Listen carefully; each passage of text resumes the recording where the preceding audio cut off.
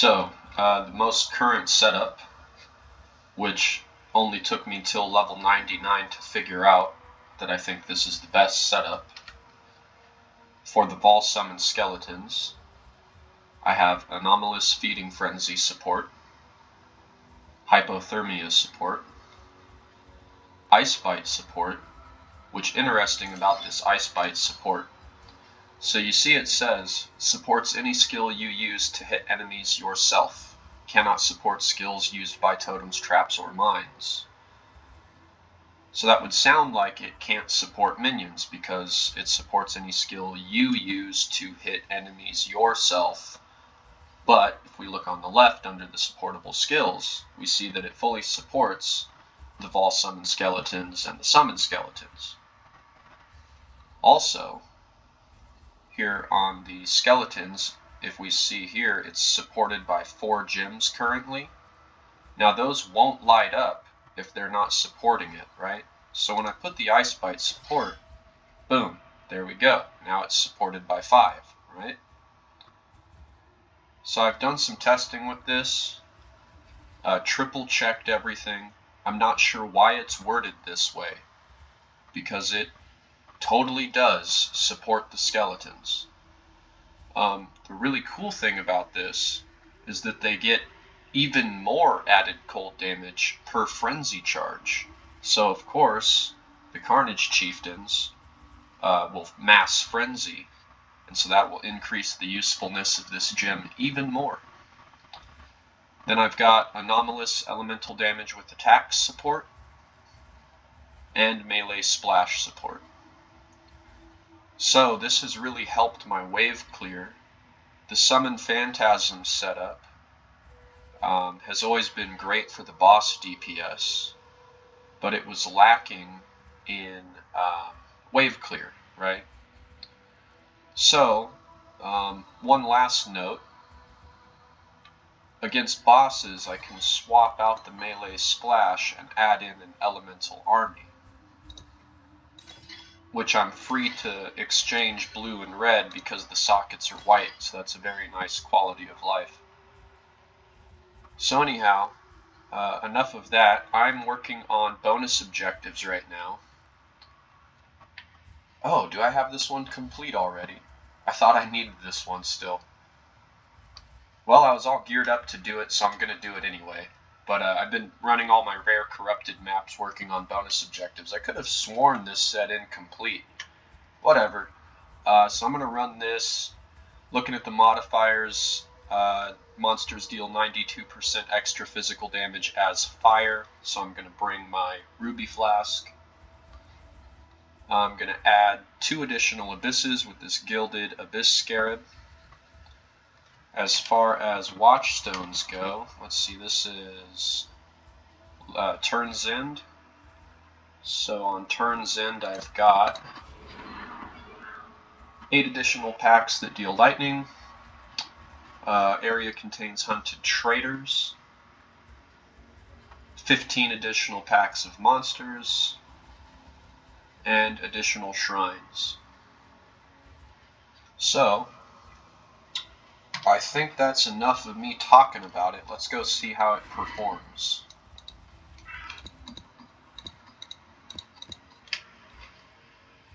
Oh, do I need Maven for this? Yeah, I do, don't I? Sure, why not? We'll invite the Maven. I think I could use some more Sulfite. I don't think I'm full yet. And I'll do, let's see. I guess I already have 2 abysses, right? Why not make it 3? Sounds good.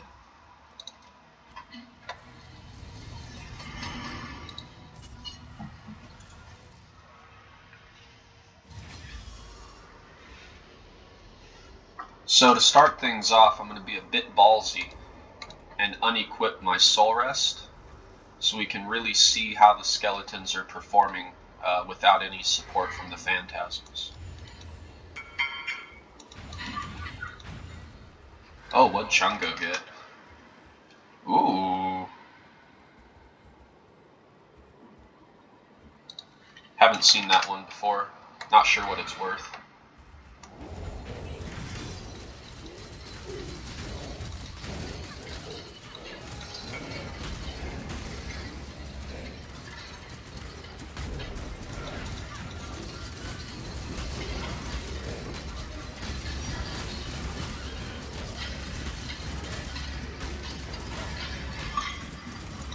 So, even while unarmed, I can still use my Cyclone to trigger the Flesh Offering, which of course is increasing my DPS on my minions. I think I should Ball Skellies for this.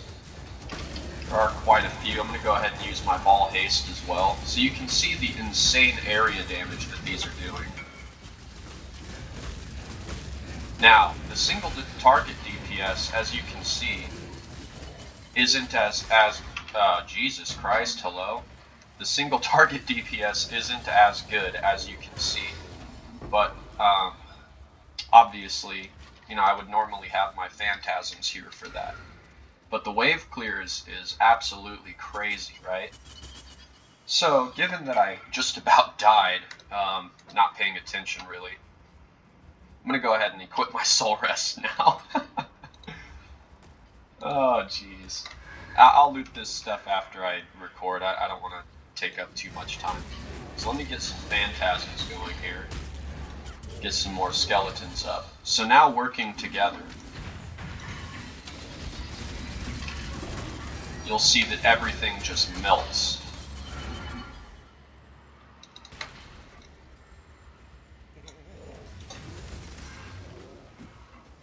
It is quite satisfying.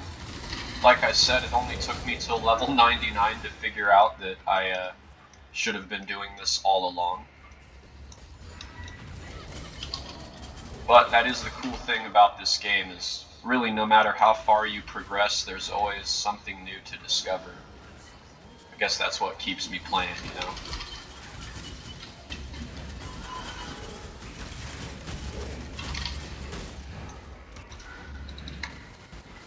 Oh, I'm all full on Sulfite now. Cool.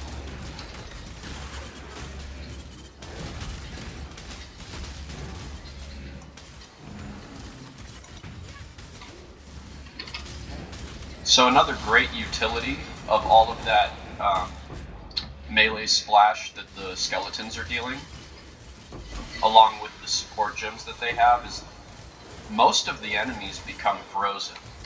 And of course, if they're frozen, that means that they're not... Yeah, as you can see here, all of those enemies were frozen, so they can't fight back.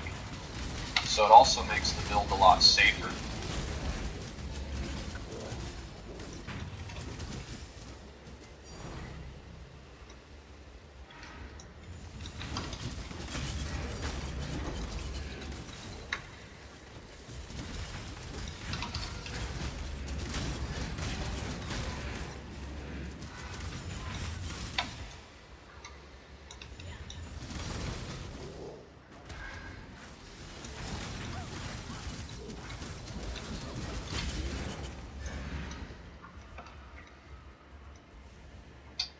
So heading up to the boss arena now, I'll just quickly throw in my elemental army to increase the single target DPS of the skeletons.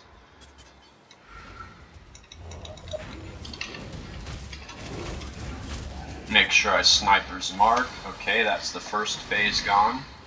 Go ahead and ball skellies. Oh hey, Maven's here. Hi Maven.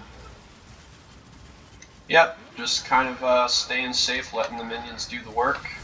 There's the boss again. Okay, that's the second phase.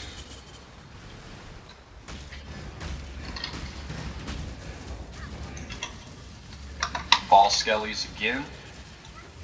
Add some more regular skellies. Boss should pretty much die off screen when he comes back. Oh, there he is. Alright, that was that.